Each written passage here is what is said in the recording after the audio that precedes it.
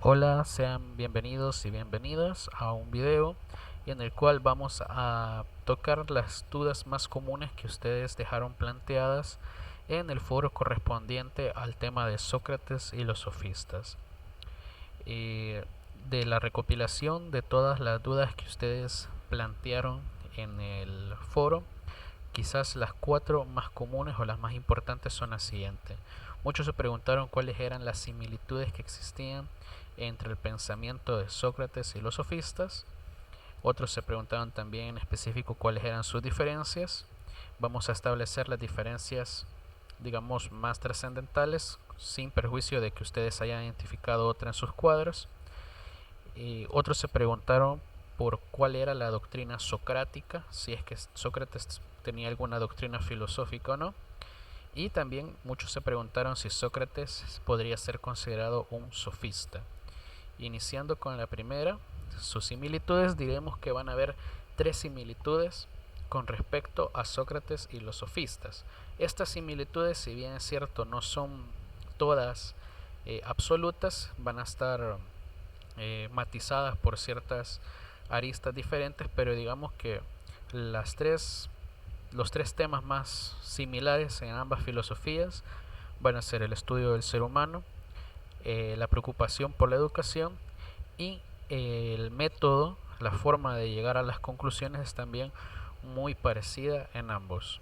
Centrémonos en la primera similitud, que es el estudio del ser humano. Y como recordarán en las clases que hemos visto anteriormente, el objeto de reflexión de la filosofía va cambiando conforme el tiempo, y en el tema anterior al de Sócrates y los sofistas vimos que el objeto de reflexión era el elemento último de la realidad abordado por los filósofos naturalistas, lo cual nosotros considerábamos el arché. Entonces este arché va a ser descartado por Sócrates y por los sofistas. Va a tomar en cuenta que las discusiones sobre el origen de la realidad ya no llenan sus expectativas y buscan un nuevo campo de preocupación filosófica, la cual va a estar en el ser humano. A ambos les interesa el ser humano, pero siempre en el contexto de la polis, y van a tener finalidades diferentes. Aquí entran los matices que yo les decía.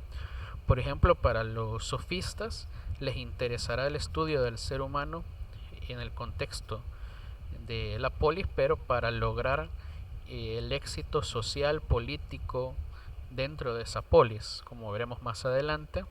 Mientras que la finalidad con Sócrates es el autodescubrimiento, su famosa frase del conócete a ti mismo, para lograr un verdadero conocimiento, una verdadera sabiduría.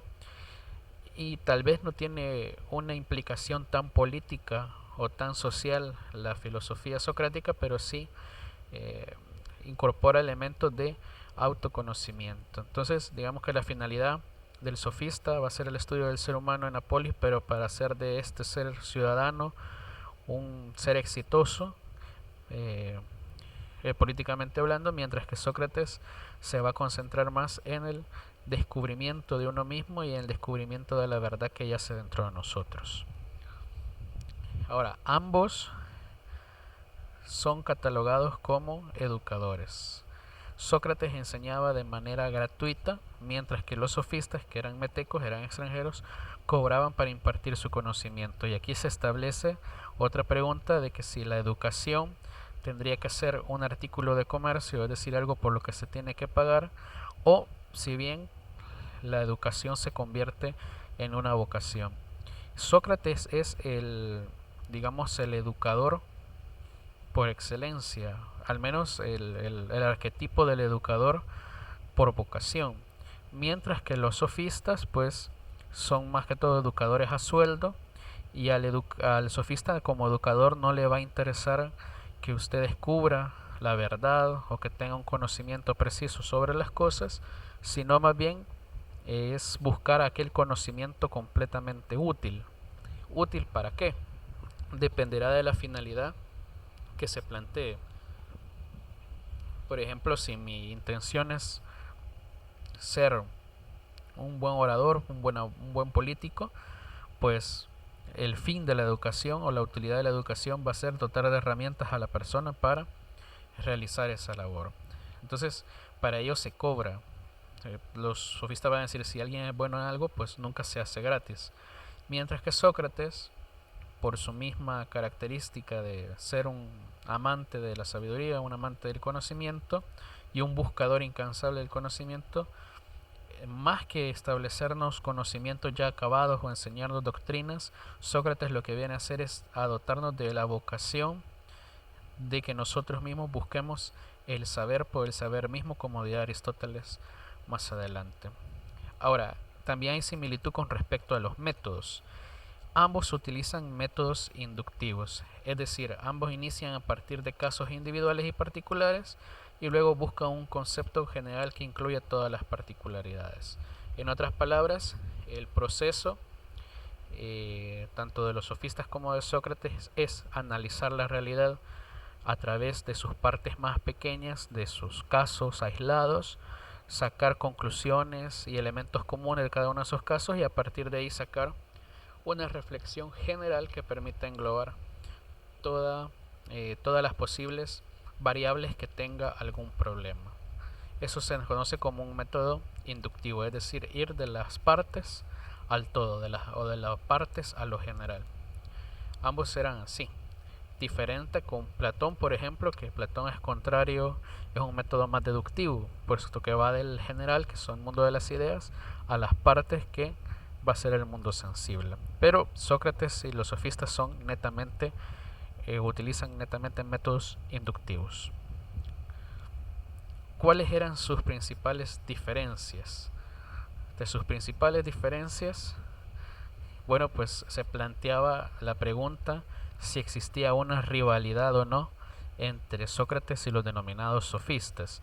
Digamos que una rivalidad propiamente no, pero sí existe una diferencia con respecto al conocimiento y con respecto a la moral. Cómo estos autores se plantean el problema del conocimiento y de la moral. Y para ello habían dos posturas. Está la postura relativista, defendida por los sofistas, y la postura intelectualista, defendida por Sócrates. El relativismo, con respecto al conocimiento y la moral, pues tiene dos formas de entenderse. Con respecto al conocimiento, se entenderá, como decía Protágoras, que el concepto de la verdad, es decir, la verdad, va a depender de cada persona o de la naturaleza humana. Por lo tanto, no hay un concepto universal de lo que sea la verdad. La verdad puede ir cambiando conforme pasa el tiempo. Y lo mismo sucede moralmente. En cuanto al relativismo moral, el concepto de lo bueno y lo malo varía de acuerdo al tiempo y lugar en el cual nos encontremos. Sócrates, por el contrario, va a buscar la verdad, pero la verdad entendida como aquel concepto universal, inamovible, imperecedero, es decir, la verdad hoy, mañana y siempre.